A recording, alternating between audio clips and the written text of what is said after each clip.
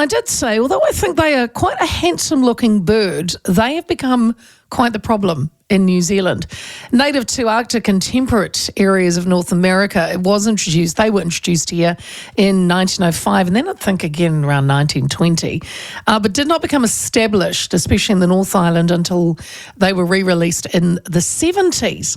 Their impact on farm production is largely unquantified, but it is known that 5 geese may consume the same amount of grass as 1 sheep, and that they impact on production by fouling paddocks. Farmers and hunters say the geese problem's out of control and costs a fortune and could even put livelihoods at risk. We will look at that. So is it time for these geese to get the flock out of here? Sorry, I had to do it again. Federated Farmers Arable Chair David Birkett joins me. David, firstly, good afternoon, and I apologise for my very... Yeah, no, welcome, and thanks very much for having us on. Yes, David, look, can you tell us a little bit about what the Canadian geese can do to farmland? It depends what farming type you're in. If you're pastoral farming, what they do is eat an awful lot of the grass, and they also foul that grass so that the stock won't generally eat it until it's been cleaned and washed off afterwards. But they can also make a significant damage to crops that are growing around that area as well, and they'll come in overnight, and essentially a large mob will clean up the paddock overnight. Wow. So that can be quite a big destructive cost, and that cost, if it's a paddock of barley, might be around the $4,000 a hectare. So all of a sudden, it's you've got an 8-hectare paddock. It's $32,000, and that's your income for the year gone. So wow. They can be quite destructive.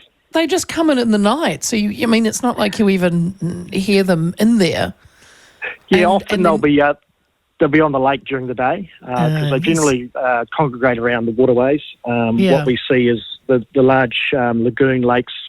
I'm in Canterbury, and we have Lake Ellesmere about 10k from us. And so there's a huge number of birds on there, including the geese. And, quite often they'll come in at night and do the damage, and they're gone again in the morning, but have obviously damaged the crop and then also left behind everything they've managed to crap out during the night. Yeah. Are they quite territorial? I mean, I don't know, but do they compete with other waterfowl, and are they, they defecate in waterways? I mean, I can imagine that's not good as well. Yeah, look, the problem is they don't have any natural predators because they're such a big bird. And that's one of the problems. And even the young have quite high survival rates because they're quite big birds when they're born. So that's one of the problems, and obviously why we need to manage them through culls and shooting as well.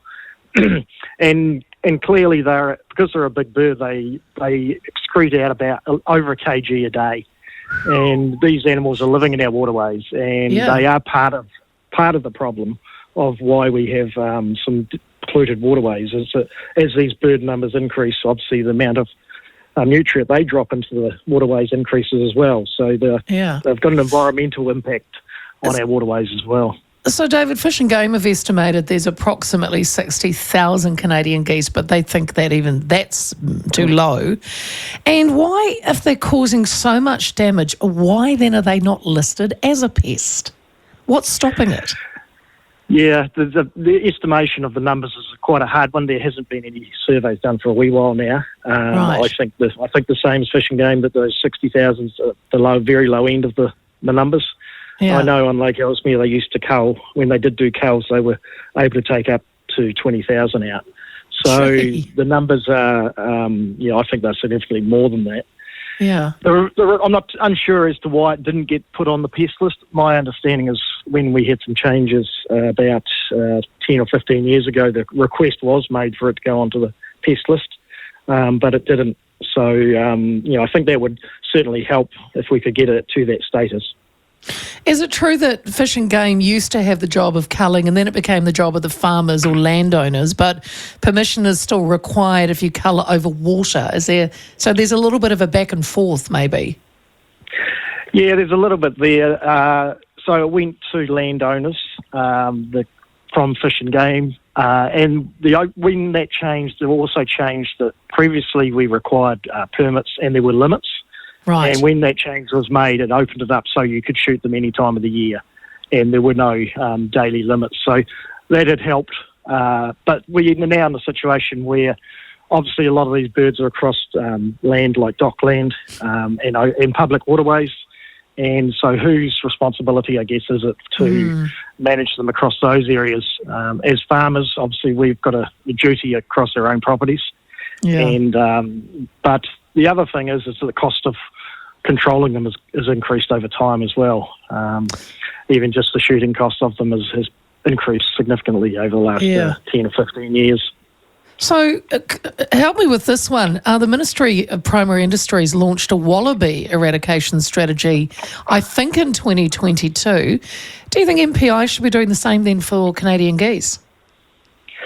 I don't think it's necessarily an eradication policy that's needed. The wallabies is different in the fact we want to get rid of them completely. Yeah. Whereas the Canadian geese, it's really about managing the numbers. And, they were brought in for a sport shooting, and that still exists. So, we don't want to remove them completely, but we want to make sure that they're not causing these problems. And they're not just rural problems. We're in Christchurch around the Avon River. There's a significant amount of population there. Yes. And, the amount of, these are public parks, and they can't use them as parks because of the amount of excrement on the ground. So tell you what, when even ducks, you get ducks in a small area, and their poo's everywhere. You just can't even walk on the grass. Yeah. So, it's a whole of New Zealand problem. It's not just a rural problem. And, it would be great if we can all work together and find a better solution than we currently have.